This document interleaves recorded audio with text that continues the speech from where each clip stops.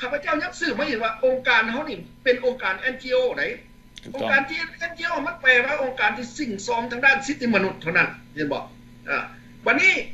เพิ่นนั้นได้ประกาศว่าเฮ้ยเฮามีการเคลื่อนไหวแล้วอยู่เมืองลาวมีหน่วยกลุ่มมีอย่างนั่นมันเป็นการเมืองเลยได้มันบ่แม่นกลุ่มการเมืององค์การตัวนี้บ่แม่นองค์การการเมืองเป็นองค์การ NGO เพราะฉะนั้นเพิ่นสิมายั่วมาหลอกให้พวกเฮาได้ไปลิ้นการเมืองนี่โดยที่ข้าพเจ้าเข้ามานี่มันดีใจว่าโอ้ได้เห็นองค์การตัวนี้เป็น NGO เป็นสิ่งซ้อมทางด้านสิทธิมนุษย์เขาจะเว้าให้พวกกงกันข้ามเขาจะเว้าเรื่องสิทธิมนุษย์ประกงกันข้ามเพิ่นว่าเพิ่นมาลิ้นการเมืองอันนั้นแหละข้าพเจ้าจึงสรุปว่าเป็นหยังเพิ่นจึงวิเวียนในวันที่23อ่ะนะแม่นเฮาย้อนว่าประธานบ่เข้าใจวิธีการเฮ็ดเวียกมันจึงว่าลักตัวนี้มันจะค่อยเลวไปทั่วทิศทั่วแดนอันนี้ก็จะเว้าให้ทั้งงานยิดก่อนแล้วก็ทั้งสมาชิกต่อไปอยากให้ท่านเคลือบเนาะ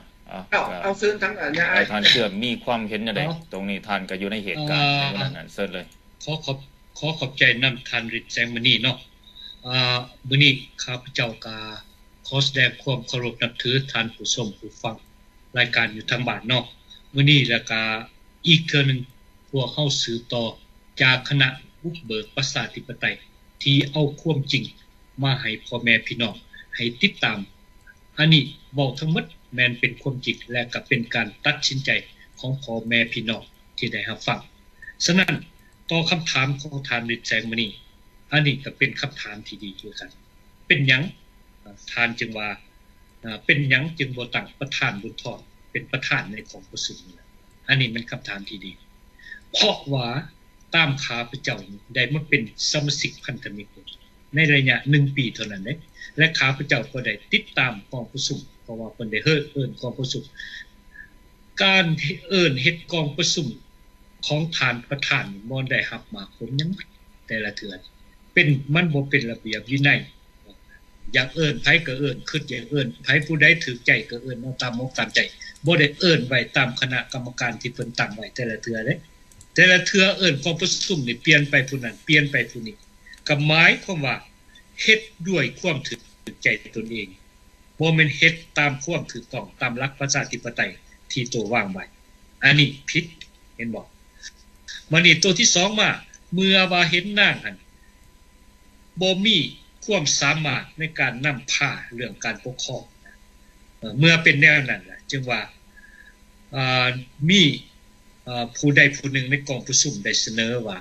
ในเมื่อกองประชุมมื้อนี้เมื่อเห็นว่าโทรทัศน์ล่มจมในการใส่ใจอันใหญ่หลวงนี่ถึง 48,000 ในระยะ4เดือนผ่านมานะเมื่อเห็นเป็นแนวนั้นแล้วโดยเฉพาะแม่นทานบุญเรืองวรพันธ์ได้เสนอว่ามื้อนี้พวกเฮาควรมีประธานกองประชุมอันนี้แม่นทานบุญเรืองวรพันธ์ได้เสนอและหลังจากนั้นแล้วก็แม่นมีหลายคนแล้วก็พวกอื่นเนี่ยก็ออกความเห็นว่าอันนี้แม่นการถูกต้องที่สุดของเสียงมหาชนให้ตั้งคณะ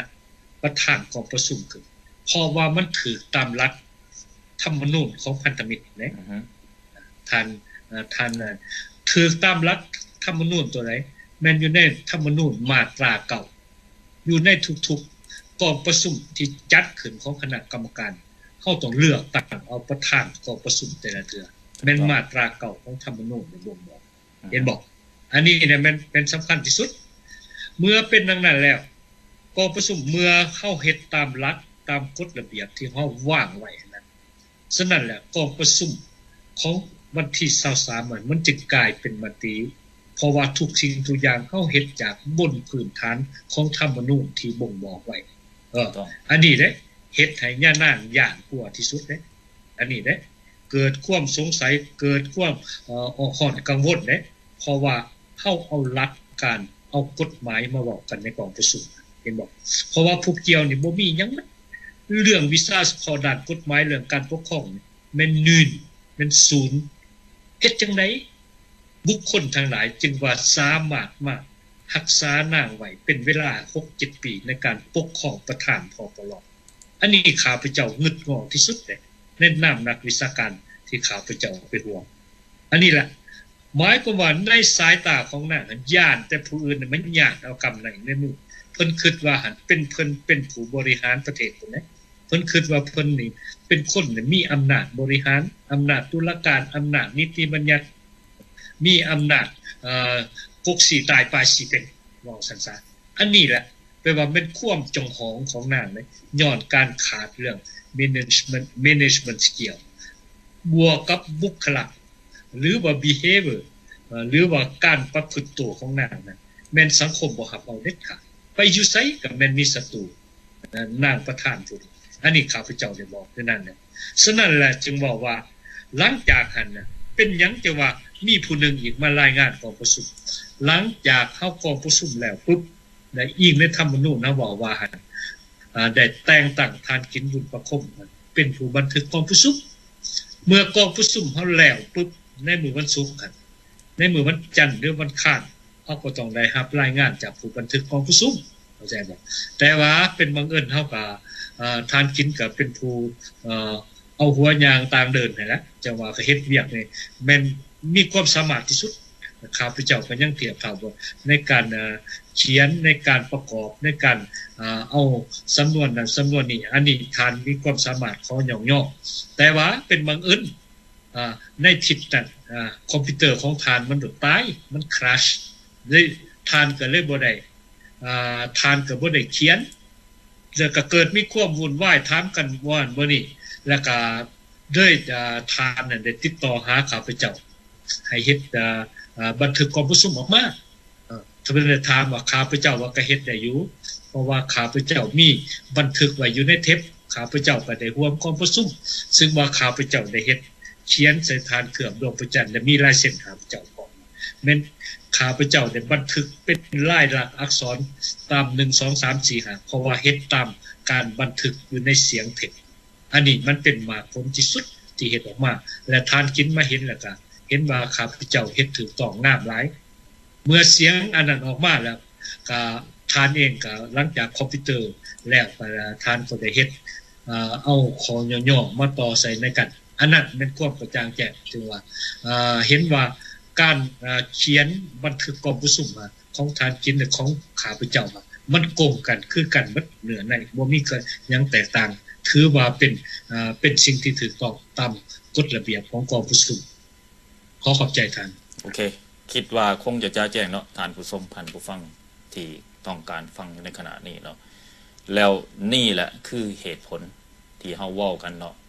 ข้าพเจ้าขอย้ำว่าประชาธิปไตยมันเริ่มก่อตัวในองค์การ ADL นี้แล้วอยากถามต่อไปว่าท่านวลังเว้าเมื่อนั้นบอกว่าคันสิให้เป็นประชาธิปไตยนี่นะคนองค์การ ADL นี่เป็นพันคนไดว่าซั่นเด้บ่มีเท่านั้นไดว่าซั่นข้าพเจ้าเนี่ยจำได้ในตัวนี้เด้แล้วคนพันคนน่ะมันอยู่ไสบัดนี้ท่านวลังเพิ่นจะให้เป็นประชาธิปไตยนี่แต่เฮาคนส่วนใหญ่นี่มันรู้สึกดีใจที่ว่าตัวแทนของประชาธิปไตยมันมาเบิดแล้วบ่วลังบอกว่ามื้อนั้นเป็นประชุมอนุคณะกรรมการอันนี้นี่ท่านเคลือบลองวิจัยความคิดของท่านประธานวลังมาดูนี่ข้าพเจ้าก็สักจะงงคือกันได้ทั้งได้ข้าพเจ้าก็ได้ฟังคือกันมื้อนั้นโอเคลองอธิบายเบิ่งเอาเซิอันโตอันนั้นหั่นมันบ่มีมูลความจริงดอกแม่นการให้สมุดซื่อๆของท่านวลังกับสุเพราะว่ามันเป็นเพิ่นคิดว่าสมาชิกของพันธมิตรนี่หมายความว่ามีพันกว่าคนนี่อันนั้นมันเป็นการสำนึกเป็นการกาตวงเอาของแต่ละคนแต่ข้าพเจ้าเองนี่เป็นหมายความว่าเป็นผู้รู้จักเรื่องเก็บกรรมสถิติของพลเมืองของที่เป็นสมาชิกของพันธมิตรข้าพเจ้าก็ขอเว้าย่อยๆนี่แหละเพราะว่าสมาชิกพันธมิตรนี่ก็มีหลายแท้แต่ว่าก็บ่หลายคือ1,000คือฐานบอกส่วนคนหลวงหลายสมาชิกของพันธมิตรแม่นอยู่สหรัฐอเมริกามีจำนวน600คนนี่หลายที่สุดสมเทียบอยู่ประเทศแคนาดานี่ครับดังที่2มาแม่นประเทศแคนาดาดังที่3มาแม่นประเทศฝรั่งเศสตัวที่4นี่ก็แม่นประเทศเยอรมันน้อยๆบ่มีหลายครอบครัวอยู่นะรุดกว่า10กว่าแล้วก็อยู่ประเทศนิวซีแลนด์และประเทศออสเตรเลียอันนี้มีแต่ประเทศนึงหาคน10คนเท่านั้นมีแต่ประเภทนี้หมดถ้าสมเทียบใส่มหาชนส่วนใหญ่ที่เป็นสมาชิกที่หาวหันที่สุดแม่นสมาชิกอยู่ในสหรัฐอเมริกามีประมาณ600คนอันนี้เหมือนข้าพเจ้าได้กำได้คือแน่โอเคต่อไปเฮา